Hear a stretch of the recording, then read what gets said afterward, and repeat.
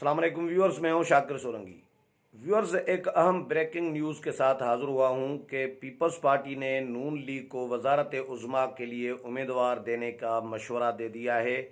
ये बहुत बड़ी एक डेवलपमेंट है कि पीपल्स पार्टी ने आसिफ अली जरदारी ने नून लीग को कहा है कि अपना उम्मीदवार नामजद करें वजारत उज़्मा के लिए। क्या करने जा रही हैं अपोजिशन की जमातें, इस पर मैं आपको तफसील से आगाह करता हूं। लेकिन डिटेल में जाने से पहले उन दोस्तों से दरख्वास्त होगी जिन दोस्तों ने मेरा चैनल अभी तक सब्सक्राइब नहीं किया या पहली दफ़ा चैनल देख रहे हैं कि वो चैनल को ज़रूर सब्सक्राइब करें ताकि आने वाली जो अपडेट्स हैं पॉलिटिकल वो भी आपके साथ शेयर होती रहें।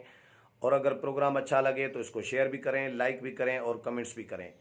तो व्यूअर्स, ये बड़ी खबर है कि आसिफ अली जरदारी ने, ये कंफर्म खबर बता रहा हूँ मैं, क्योंकि मेरी मुस्लिम लीग नून और पीपल्स पार्टी दोनों के अहम रहनुमाओं के साथ बात हुई है, दोनों जमातों के। उन्होंने तस्दीक की है कि पीपल्स पार्टी ने की तरफ से आसिफ अली जरदारी ने मुस्लिम लीग नून को पेशकश की है कि वजारत उज़्मा के लिए अपना उम्मीदवार नामजद करें, क्योंकि पीपल्स पार्टी और कुछ जमातें ये चाहती हैं कि इन हाउस तब्दीली लाई जाए। ये ख्वाहिश मौजूद है मुख्तलिफ जमातों में, लेकिन नून लीग इसमें सर्दमोरी का शिकार है। नून लीग की तरफ से साफ इनकार भी नहीं किया गया वजारत उज़्मा का उम्मीदवार देने के लिए, और क्लियर हाँ भी नहीं की गई, लेकिन सर्दमोरी दिखाई गई है।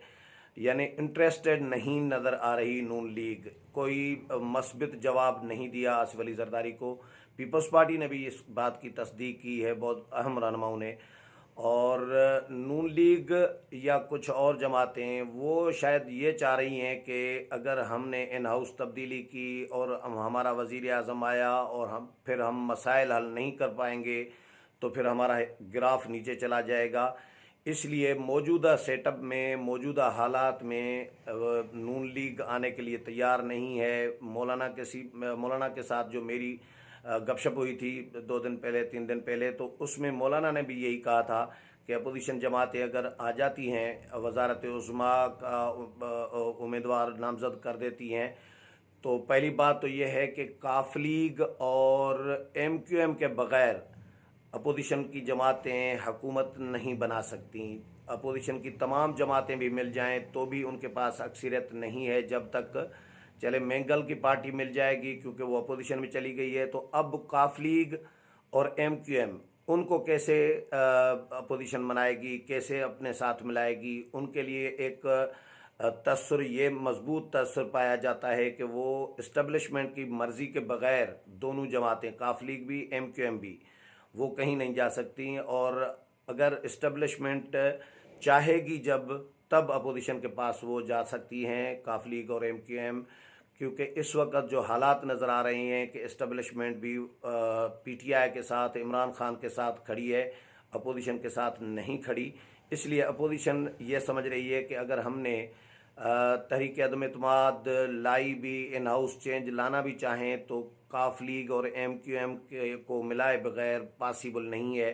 तो ये वही हशर हो सकता है जिस तरह सेनेट में चेयरमैन सेनेट सादिक संजरानी को हटाने के वक्त हुआ था कि तहरीक नाकाम हो गई थी अपोजिशन की। तो ये भी असेंबली में भी यही होगा, और अगर ऐसा हुआ तो फिर अपोजिशन को बहुत बड़ी शिकस्त का सामना होगा और अपोजिशन को सुबकी होगी। इसलिए अपोजिशन फ़िलहाल तहरीक अदम एतमाद और जो इन हाउस चेंज है उससे वो लाने के लिए, मतलब लाने से पहले 100 दफ़ा अपोजिशन की जमातें सोच रही हैं कि ऐसा ना हो कि हम ही ख्वार हो जाएं। और दूसरी बात ये कि अगर हुकूमत को गिरा दें अभी मौजूदा हुकूमत को, और तो फिर क्या गारंटी है कि जो नए सिरे से इंतखाबात होंगे बग़ैर इंतखाबी इस्लाहात के, तो उसके नतीजे में फिर वज़ीर आज़म इमरान खान को ही, PTI को ही 2/3 मेजॉरिटी के साथ लाया जाए।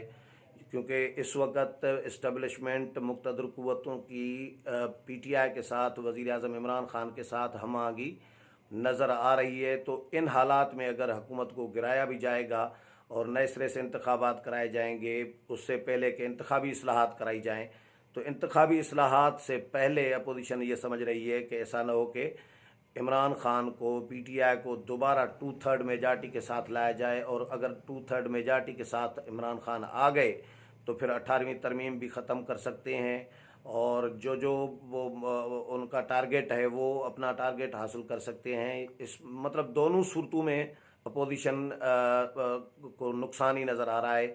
इसलिए अपोजिशन की ख्वाहिश ये है कि पहले इंतखाबी इस्लाहात होने चाहिए, और जो गैर जमहूरी क़ुव्वतों की जो मुदाखलत है इंतखाबात में या नताइज में या इलेक्शंस में, तो उसको पहले ख़त्म किया जाए, उसका ख़ात्मा ज़रूरी है। उसके बाद शफाफ जब इंतखाबात होंगे, आज़ाद और गैर जानबदार इंतखाबात होंगे, तो वो फिर अपोजिशन को कोई चांसेस नज़र आ रहे हैं कि हो सकता है नून लीग आ जाए, पीपल्स पार्टी आ जाए, या मिलकर 2-3 जमातें अपनी हुकूमत बना सकती हैं। लेकिन मौजूदा हालात में इंतखाबी इस्लाहात के बग़ैर इंतखाबात में जाना भी नुकसानदह है अपोजिशन के लिए, जो अपोजिशन के रहनुमाओं का ये कहना है।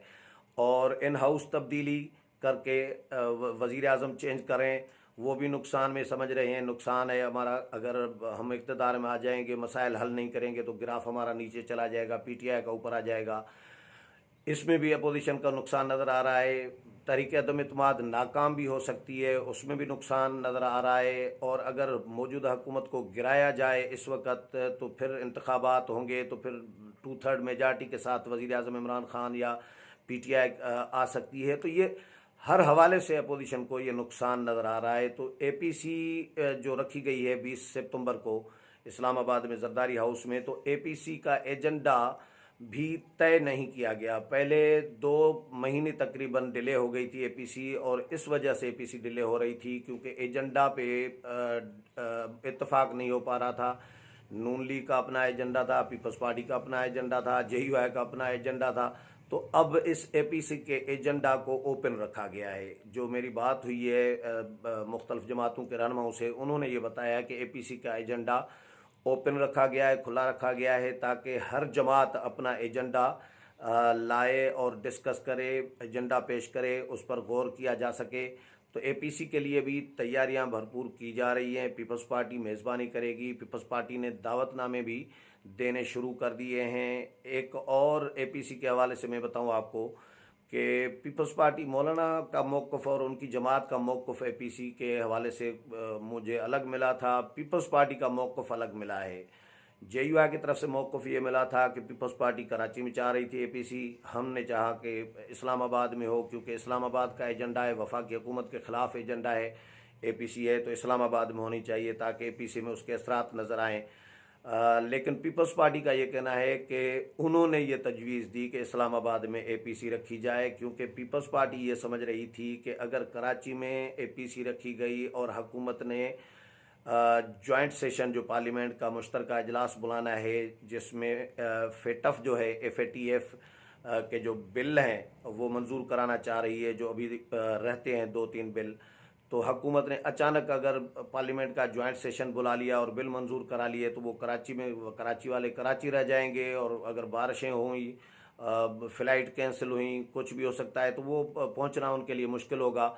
इसीलिए पीपल्स पार्टी का ये मौक़िफ़ था कि हमने इस्लामाबाद में एपीसी रखवाई, ताकि अगर हुकूमत ऐसी कोई हरकत करे, जॉइंट सेशन अचानक बुला ले, तो कम अज़ कम इस्लामाबाद में रहनुमा मौजूद हों, अरकान मौजूद हों, और वो पार्लियामेंट पहुंच सकें। एक ये पीपल्स पार्टी का मौक़िफ़ है। दूसरी एक और बात भी बताता चलूं कि एपीसी में तय ये किया गया है कि तमाम जमातें 1 से 3 रहनुमा उनके होंगे। ये पीपल्स पार्टी तो ये चाह रही थी कि 2-2 रहनुमा हों, लेकिन मौलाना ने ये मौक़िफ़ पेश किया कि 3-3 रहनुमा आ सकते हैं हर जमात के, यानी 4 नहीं होंगे, 1 आ सकता है, 2 आ सकते हैं, ज़्यादा से ज़्यादा 3 आ सकते हैं। तो 3 रहनुमाओं को एपीसी में आने की इजाज़त होगी हर जमात से, छोटी हो या बड़ी हो।